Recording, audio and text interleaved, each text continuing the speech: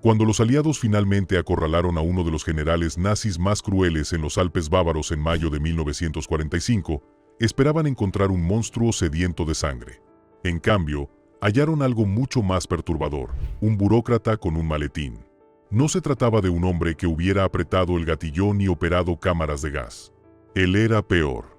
Era el artífice de la maquinaria, el que reclutó a los haces nos y el que hizo posible lo imposible. Desde su ascenso dentro de la maquinaria nazi hasta el oscuro destino que enfrentó tras la guerra, esta es la verdadera historia de lo que le ocurrió a Gottlob Berger y por qué su final podría ser la parte más perturbadora de todas. Número 5. De profesor a soldado nazi. Gottlob Berger no empezó como general. Empezó como profesor de educación física, con una cojera. Nacido en 1896 en un pequeño pueblo alemán, Berger se alistó voluntario para la Primera Guerra Mundial a los 18 años. Fue herido 4 veces. Para cuando regresó a casa cojeando en 1919, 3 de sus hermanos habían muerto. 2 en combate y 1 ejecutado como espía en Estados Unidos. El gobierno lo declaró discapacitado en un 70%. La mayoría de los hombres se habrían retirado a una vida tranquila. Berger tenía otros planes. Durante años, impartió clases de gimnasia a pesar de sus lesiones. Se unió al partido nazi en 1922, fue arrestado tras el fallido putsch de la cervecería de Hitler y, sorprendentemente, perdió por completo el interés en la política. Se casó, tuvo hijos y parecía satisfecho enseñando a los niños a hacer flexiones. Pero algo se gestaba bajo esa apariencia ordinaria. En 1929, se reincorporó al partido nazi. En 1931, formaba parte de la Sturmabteilung SA, la unidad paramilitar de camisas pardas que aterrorizó las calles de Alemania. Su carrera en Sudáfrica debería haber sido su pasaporte al poder. En cambio, casi lo destruye. El problema de Berger era simple. Era demasiado militar. Mientras otros líderes de las SA se dedicaban a maniobras políticas, Berger exigía disciplina, orden y jerarquía. Sus compañeros lo tachaban de ambicioso, franco y carente de autocrítica. En 1933, justo cuando los nazis tomaron el poder, la carrera de Berger en las SA se estancó. Sin embargo, era perfecto para una cosa: detener a judíos y opositores políticos en las primeras redadas de concentración. Berger abordó estas operaciones con fría eficiencia. Organizó los horarios de transporte. Coordinó con la policía local. Hacía listas y las revisaba 2 veces. Para él, sus víctimas no eran personas, sino problemas logísticos que resolver. Esta indiferencia, esta capacidad de reducir el sufrimiento humano a papeleo, llamó la atención de alguien mucho más peligroso que cualquier matón callejero de Sudáfrica. Entonces todo cambió cuando un hombre llamado Heinrich Himmler se fijó en él. El general nazi más cruel no nació en las SA. Fue reclutado para algo mucho más siniestro. Las SS. Himmler vio lo que otros pasaron por alto. Berger no solo era brutal, sino también organizado, metódico y completamente desprovisto de conciencia. Esas cualidades resultarían invaluables. Número 4. El arquitecto de un ejército. El 1 de julio de 1938, Himmler nombró a Berger jefe de reclutamiento de las SS. Parecía un trabajo de oficina. Se convirtió en un imperio. Al principio, el ejército alemán no se tomó en serio a las SS. Berger citó posteriormente al comandante en jefe del ejército burlándose de ellas. Si el ministro de Ferrocarriles tiene su policía ferroviaria con entrenamiento militar, ¿por qué Himmler no iba a hacer lo mismo? La risa les duró poco. Berger tuvo una visión. Un ejército formado no solo por alemanes, sino por gente de todos los rincones de Europa. Un ejército unido no por la nacionalidad, sino por la ideología y la violencia. Empezó poco a poco. Al estallar la Segunda Guerra Mundial, las tropas de combate de las SS estaban desorganizadas y mal entrenadas. El anterior jefe de reclutamiento fue destituido. Berger asumió el cargo e hizo algo brillante y aterrador. Trasladó hombres de guardias de campos de concentración, de unidades policiales, de cualquier lugar bajo el control de Himmler. En cuestión de meses, había creado 3 divisiones completas, más reemplazos, sumando más de 50.000 hombres entrenados. Eludió las normas de reclutamiento de la Wehrmacht con tal astucia que ni siquiera el alto mando alemán se percató de lo que sucedía hasta que fue demasiado tarde. Berger trabajaba jornadas de 18 horas, revisando personalmente las cuotas de reclutamiento y los calendarios de despliegue. Estableció una red de centros de reclutamiento por toda Alemania que replicaba la estructura de la Wehrmacht, pero que solo respondían ante él. Cuando los comandantes locales de las SS protestaron contra su autoridad, Berger acudió directamente a Himmler. Un jefe regional de las SS lo tildó de simple constructor de imperios y amenazó con arrestar a su reclutador. Himmler intervino personalmente, advirtiendo que cualquier resistencia a las operaciones de Berger acarrearía consecuencias nefastas. El jefe regional cedió de inmediato. Para diciembre de 1939, Berger era jefe de toda la sede central de las SS. En marzo de 1940, acuñó un nuevo término que resonaría a lo largo de la historia, las Waffen-SS. Las SS armadas. El nombre en sí era estratégico. Suavizaba las tensiones entre las tropas originales de las SSVT y los guardias de los campos de concentración, obligados a integrarse en unidades de combate. Nadie quería admitir que servían junto a hombres que habían pasado años torturando prisioneros. El nuevo nombre les dio a todos una nueva identidad. Lo que sucedió después demuestra la crueldad que alcanzaría este general nazi, pues la creación de un ejército era solo el principio. Berger había demostrado su capacidad de organización, ahora necesitaba demostrar su capacidad de innovación. Y sus innovaciones quebrantarían todas las reglas que Himmler había establecido sobre la pureza racial. Número 3. La caza de sangre extranjera. El general nazi más cruel necesitaba cadáveres, así que recorrió Europa buscándolos. Tras la invasión alemana de Dinamarca y Noruega en abril de 1940, los reclutadores de Berger irrumpieron tras los tanques. No buscaban súbditos conquistados, sino voluntarios nórdicos, hombres altos, rubios, de ojos azules, que encajaran con las fantasías raciales de Himmler. En pocas semanas, Berger había creado el SS Norrland, un regimiento de reclutas escandinavos. Tras la caída de los Países Bajos y Bélgica, formó el SS Westland con voluntarios neerlandeses, belgas y flamencos. Pero aquí es donde la historia se torna oscura. Berger no se conformaba con voluntarios. Su objetivo eran los alemanes étnicos que vivían fuera de Alemania, personas que habían residido en Rumanía, Yugoslavia y Hungría durante generaciones. Estos Volksdeutsche no estaban sujetos al servicio militar obligatorio alemán. Berger los reclutó de todos modos. Más de 1000 rumanos se alistaron solo en mayo de 1940, muchos presionados por el yerno de Berger, quien dirigía la comunidad germano-rumana. Los métodos de reclutamiento de Berger rayaban en el secuestro. Sus agentes llegaban a los pueblos de población germanoparlante con promesas de gloria, buena paga y protección para las familias. Los jóvenes que dudaban se veían sometidos a la presión de la comunidad, orquestada por la red de Berger. Los líderes locales de la etnia germanoparlante, muchos de los cuales Berger había cultivado durante años, humillaban públicamente a los reclutas reacios. Algunas aldeas tenían cuotas que cumplir. Aquellas que no alcanzaran los objetivos se enfrentarían a consecuencias, raciones reducidas, mayor vigilancia por parte de las autoridades de ocupación o simplemente la retirada de la protección alemana que mantenía a raya otras amenazas.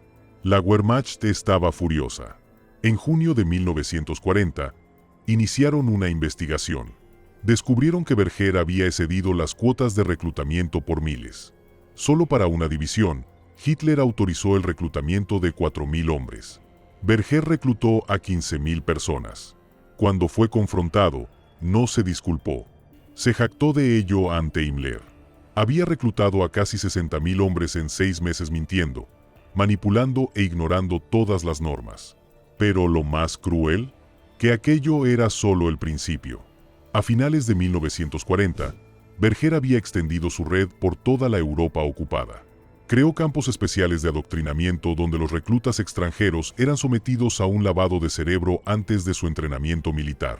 El principal campo, situado en Senheim, en la Alsacia ocupada, se hizo tristemente célebre.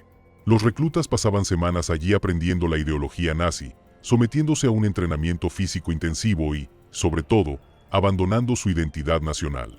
Daneses, noruegos, holandeses y flamencos ingresaron como ciudadanos de sus países y salieron convertidos en fanáticos de las SS. Creó oficinas para apoyar a las familias de los reclutas, no por bondad, sino para animar a más hombres a unirse. Cuando las comunidades locales se resistían, simplemente las ignoraba. Incluso se enfrentó a otras organizaciones nazis responsables de los alemanes étnicos en el extranjero, llegando a obtener finalmente el permiso de Himmler para simplemente ignorarlas por completo. Y entonces encontró su arma perfecta, un criminal convicto llamado Oscar der Lavanger.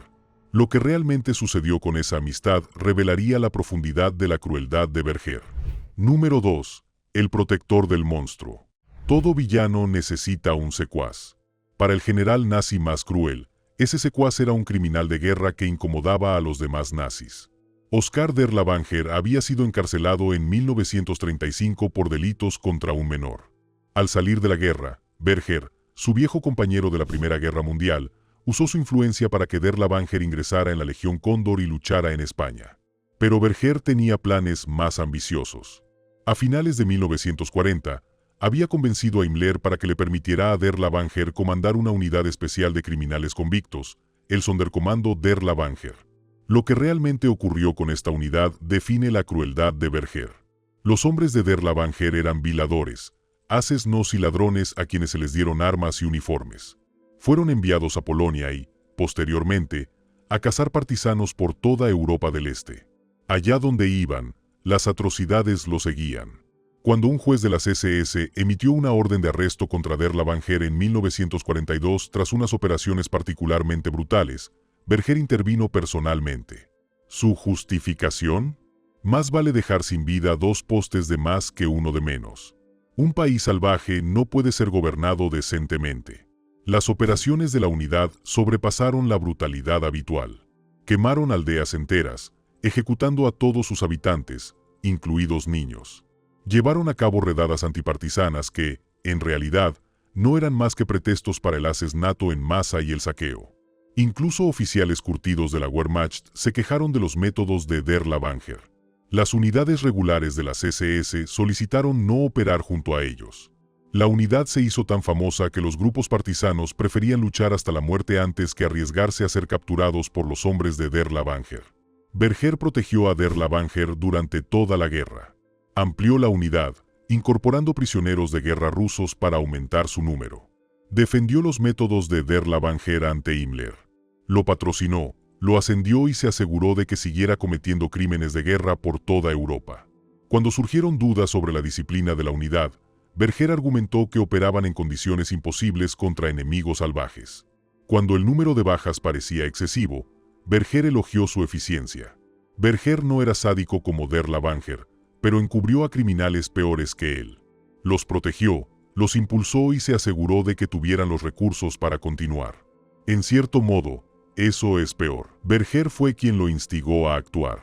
Años después, durante el juicio, Berger afirmó que el Sonderkommando no formaba parte de las SS. Los documentos demostraron que mentía. Su firma figuraba en órdenes de despliegue, solicitudes de suministros y expedientes de personal. Incluso había recomendado a der Lavanger para premios y ascensos. Pero mientras el amigo de Berger aterrorizaba a Europa del Este, el general nazi más cruel estaba ocupado con un proyecto aún mayor. Se crearon divisiones entre personas a las que los nazis habían considerado subhumanas. Lo que realmente sucedió después sorprendería incluso a Himmler. Número 1. Las barreras raciales desaparecieron. Himmler llevaba años predicando la superioridad germánica. Solo la sangre nórdica pura podía unirse a sus SS. Entonces Berger le mostró los informes de bajas del Frente Oriental. En febrero de 1942, 43.000 hombres de las SS habían muerto o resultado heridos. Las divisiones necesitaban reemplazos. Los ideales no ganan guerras. Los cuerpos sí. Así que Berger se fue a los Balcanes. En febrero de 1943, comenzó a reclutar musulmanes bosnios para una nueva división. La 13ª División de Montaña Waffen-Handschar. Estos hombres no eran germánicos. Ni siquiera eran cristianos.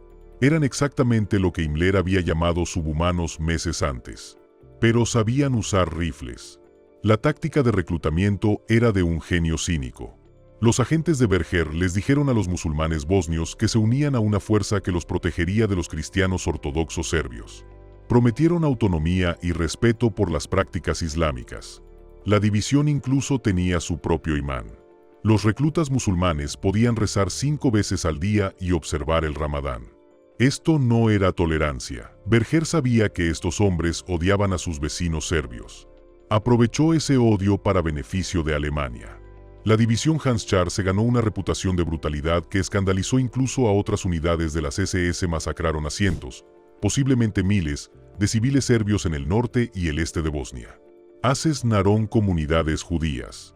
Cometieron atrocidades que atormentarían a los Balcanes durante generaciones. A Berger no le importó.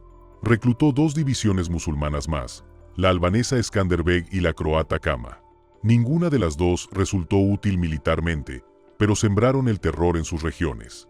Las 3 divisiones musulmanas se disolvieron al final de la guerra, agotadas ya su utilidad.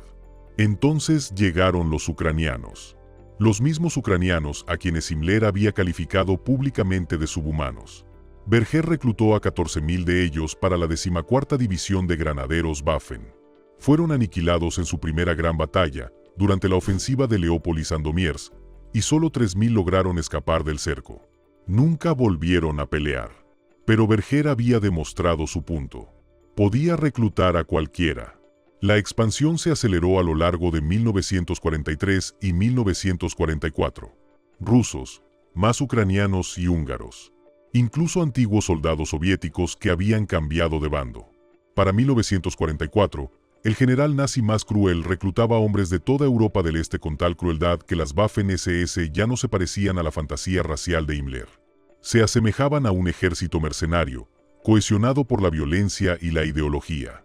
Berger incluso había comenzado a reclutar trabajadores extranjeros dentro de la propia Alemania, a pesar de las furiosas objeciones de Albert Speer, el ministro de Armamento, que necesitaba a esos trabajadores para las fábricas. En agosto de 1943, Berger había reclutado a más de 8.000 trabajadores, de los cuales más de 3.000 ya habían sido seleccionados para el servicio en las SS. Estos no eran voluntarios. Eran hombres atrapados en Alemania que se unieron a las SS para escapar de un destino peor. Sus compañeros lo apodaron el Todopoderoso Gottlob, un juego de palabras con Dios Todopoderoso en alemán. Se lo había ganado a pulso. Al finalizar la guerra, Berger había creado 38 divisiones. Más de la mitad no eran alemanas. Él mismo había supervisado acuerdos de reclutamiento con Hungría, Rumanía, Croacia y Eslovaquia que, en esencia, autorizaban el reclutamiento ilimitado de alemanes étnicos en esos territorios.